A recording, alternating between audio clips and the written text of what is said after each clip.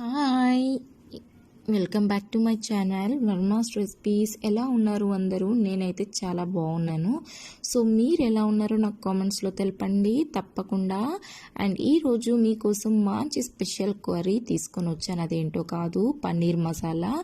As usual అందరూ చేసుకునేదే, but నేను చేసేది ఈ రెసిపీలో కొంచెం గ్రేవీ ఎక్కువగా, స్పైసెస్ తక్కువగా తినాలనుకున్న వాళ్ళకు ఇది మంచి డిష్ అని చెప్పవచ్చు. సో ఇది ఎలా ప్రిపేర్ చేసుకోవాలో ఈజీగా ఒక 5 minutesలో ఈజీగా ఇలా కూడా ప్రిపేర్ చేసుకోవాలనుకునే పన్నీర్ కర్రీ ఇది. సో మీరు తప్పకుండా వాచ్ చేసి తీరాల్సిందే. సో ఇది ఎలా ప్రిపేర్ చేసుకోవాలనేది చూపించేద్దాం. సో వీడియోలోకి వెళ్ళిపోదాం. నెక్స్ట్ మనం ప్యాన్ పెట్టుకున్నాం, ఆయిల్ వేసుకున్నాం. వన్స్ ఆయిల్ హీట్ ఎక్కిన తర్వాత ఒక 2 సైజులు ఉల్లిపాయలు, అంటే ఒక పెద్ద సైజు ఉల్లిపాయ 2 తీసుకొని మంచిగా నిలువుగా కట్ చేసుకొని దీంట్లో వేసుకొని బాగా ఫ్రై చేసుకోండి. నెక్స్ట్ ఉప్పు వేస్తున్నాను, ఎందుకంటే త్వరగా ఉల్లిపాయలు వేగుతాయి ఉప్పు వేసిన వెంటనే. సో ఇది ఎప్పుడైతే రెడ్గా టర్న్ అయినప్పుడు మళ్ళా వెల్లుల్లి, తర్వాత అల్లం ముక్కలు, ఈ 2 వేసి దాంట్లో మంచిగా ఫ్రై చేసుకోవాలి దాన్ని కూడా. సో వన్స్ ఇవన్నీ ఫ్రై అయిపోయిన తర్వాత దీన్ని ఒక మిక్సీ జార్లో తీసుకొని అల్లం వెల్లుల్లి పేస్ట్ లాగా గ్రైండ్ చేసుకోండి, బరక్కగా. సో నెక్స్ట్ ఒక టమాటాని నేను అదే మిక్సీ జార్లో వేసుకొని అది కూడా పేస్ట్ చేసుకొని పక్కకు పెట్టుకున్నాను. నెక్స్ట్ ఒక ప్యాన్ తీసుకున్నాను, దాంట్లో కొంచెం ఆయిల్ వేసుకున్నాను. ఆయిల్ వన్స్ హీట్ ఎక్కిన తర్వాత మీరు ఆయిల్ ఉంటే వేసుకోవచ్చు, లేదా బటర్ కూడా ఆ ప్లేస్లో మీరు యాడ్ చేసుకోవచ్చు. And next once oil heat ఎక్కిన తర్వాత జీలకర్రని యాడ్ చేశాను.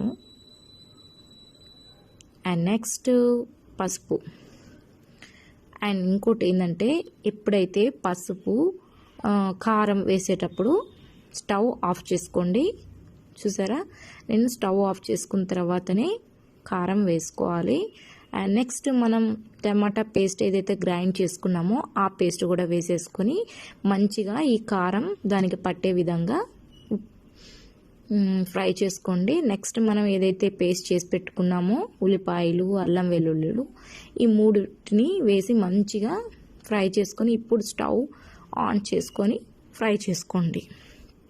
ఎందుకంటే కారం వేసినప్పుడు మాడిపోతుంది, కారం నల్లగా అయిపోతుంది. సో అందుకనే నేను స్టవ్ ఆఫ్ చేసుకోమన్నాను.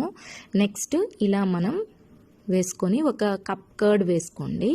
కర్డ్ కూడా వేసేటప్పుడు స్టవ్ ఆఫ్ చేసుకోవాల్సి వస్తుంది, ఎందుకంటే కర్డ్ వేడి మీద వేసినప్పుడు పగిలిపోతుంది. సో వన్స్ స్టవ్ ఆఫ్ చేసుకొని మళ్ళీ స్టవ్ ఆన్ చేసుకొని తర్వాత లో ఫ్లేమ్ మీద పెట్టి ఒక 5 minutes అటు ఇటు కదుపుతూ ఫ్రై చేసుకుంటూ ఉండాలి ఈ గ్రేవీని. సో తర్వాత నేను కొంచెం ఉప్పు వేస్తున్నాను, తర్వాత ఒక స్పూను గరం మసాలా.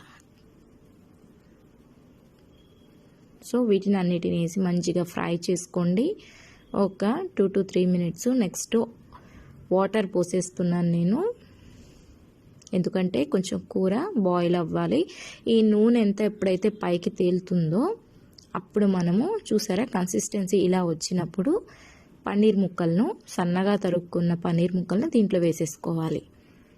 సో ఈ విధంగా మనం యాడ్ చేసేసుకొని పన్నీర్ ముక్కల్ని మెల్లగా కదుపుకుంటూ కర్రీని ఉడికించాలి పన్నీర్ ముక్కల్లో. సో ఇలా 5 minutes ఉడికిన తర్వాత పైన ఆయిల్ తేలుతుంది. సో ప్రిపేర్ అయిపోయినట్టు లెక్క. సో పైన కొత్తిమీర వేసుకొని గార్నిష్ చేసుకోవడము ఎంత ఈజీగా ప్రిపేర్ చేసేసుకోవచ్చు. ఇంత ఈజీగా కూడా పన్నీర్ కర్రీని ప్రిపేర్ చేసుకోవచ్చా అనుకుంటున్నారా? సో ఇలా చేసుకోండి మీరు కూడా. సో నెక్స్ట్ దీన్ని మంచి చపాతీలోకి, రోటీస్లోకి తింటే సూపర్ ఉంటుంది. అది కూడా పొరపెట్టిన చపాతీలు, చాలా సాఫ్ట్గా.